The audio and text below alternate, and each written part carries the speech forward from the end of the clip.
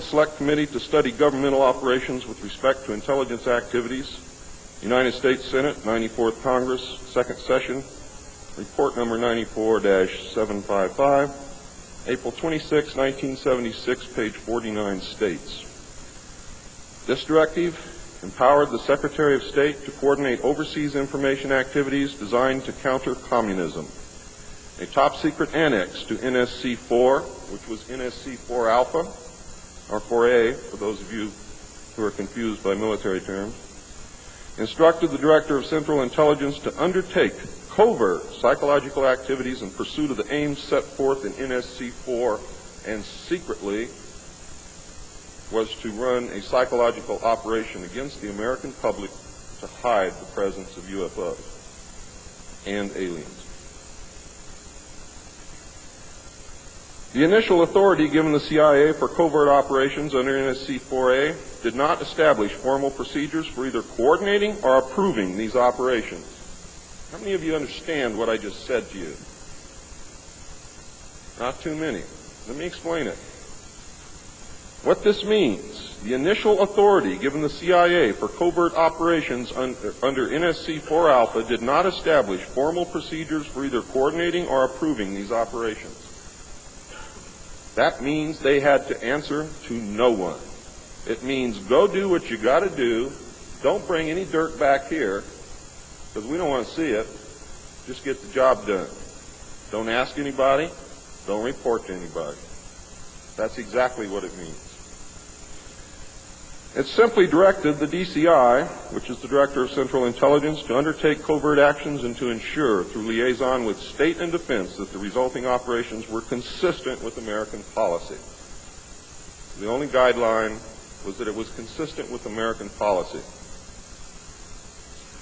Later, NSC 10-1 and NSC 10-2 were to supersede NSC 4 and NSC 4A, and NSC 10-1 was to establish the Office of Policy Coordination, or the OPC. It was chartered to carry out an expanded program of covert activities. It was directly responsible for the alien task projects, and it was the direct forerunner of MJ-12. NSC 10-1 and 10-2 validated illegal and extra-legal practices and procedures as being agreeable to the national security leadership. The reaction, of course, was very swift. In the eyes of the intelligence community, no holes were barred. Under NSC 10-1, an executive coordination group was established to review but not approve covert project proposals. Why? Because if you've ever read or known anything about President Truman, he was a mean little guy, and he didn't believe in trusting everybody else to do the right thing, and he kept the power solidly in his hands. He did not give it to anyone.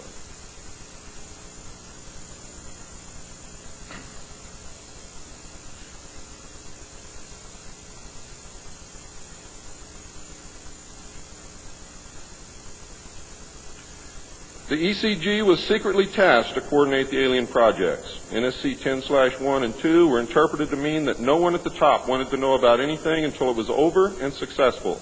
These actions established a buffer between the President and the information, and it's important that you understand this because it's important later. It was intended that this buffer serve as a means for the President to deny knowledge if leaks divulged the true state of affairs. That is to prevent the collapse of the government. If the President can stand up and say, I didn't know about it, the government can survive. If the President cannot say that, then you have a very, very dangerous situation indeed. The buffer was used in later years for the purpose of effectively isolating succeeding presidents from any knowledge of the alien presence other than what the secret government and the intelligence community wanted them to know.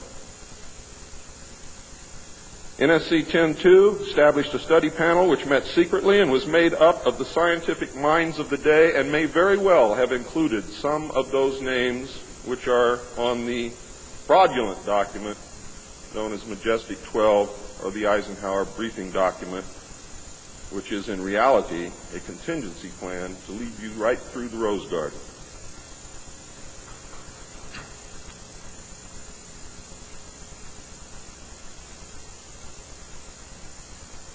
The study panel was not called MJ-12. In fact, the study panel was never called MJ-12. Another NSC memo, NSC 10/5, further outlined the duties of the study panel. These NSC memos and secret executive orders set the stage for the creation of MJ-12 only 4 years later. Now it gets nasty. Secretary of Defense James Forrestal began to object to the secrecy.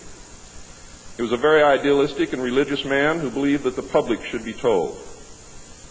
When he began to talk to leaders of the opposition party and leaders of the Congress about the alien problem, he was asked, which is a polite way of saying you're fired, to resign by Truman. He expressed his fears to many people and rightfully believed that he was being watched and that his life was threatened.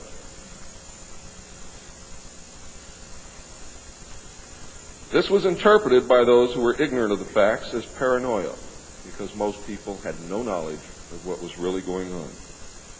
Forrestal later was said to have suffered a mental breakdown and was admitted, they say, actually, he was committed to Bethesda Naval Hospital against his will. In fact, it was feared that Forrestal would begin to talk again and he had to be isolated, discredited, and shut up. Sometime in the early morning of May 22, 1949, agents of the CIA tied a sheet around his neck, fastened the other end to a fixture in his room, and threw James Forrestal out the window. The sheet tore, and he plummeted to his death, and he became one of the first victims of the cover-up. The live alien that had been taken from the 1949 Roswell crash was called EB. It was short for extraterrestrial biological entity, and all aliens are not called EB.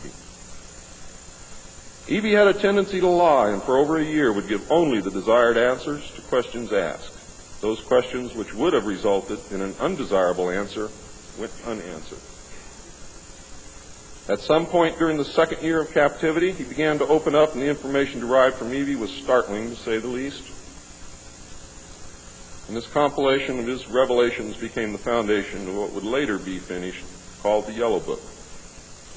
Photographs were taken of EB, which among others, I and Bill English were to view years later in Grudge 13. Why do they keep the aliens in a Faraday-shielded environment? Because they have a tendency to disappear right through walls. And if you can prevent the transmission of electromagnetic energy, you can stop them from doing it.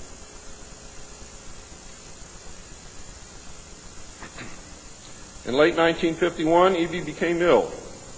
Medical personnel had been unable to determine the cause of EB's illness and had no background from which to draw. EB's system was chlorophyll-based, and he processed food into energy much the same as plants. Waste material was excreted almost exactly the same as plants. It was decided that an expert in botany was called for. A botanist, Dr. Guillermo Mendoza, was brought in to try and help him recover. Those of you who have been looking for him on medical lists will not find him there. He was a PhD in botany. Dr. Mendoza worked to save EB until mid-1952 when EB died. Dr. Mendoza eventually, according to the information that I read, became the expert on at least this type alien biology. In a futile attempt to save EB and to try and gain favor with this technological superior alien race, the United States began broadcasting a call for help early in 1952 into the vast regions of space. If you know they're better than you, and if you know they can lick you, you better try and be friends with them, and that's what this effort was all about. The call went unanswered, but the project continued as an effort of good faith.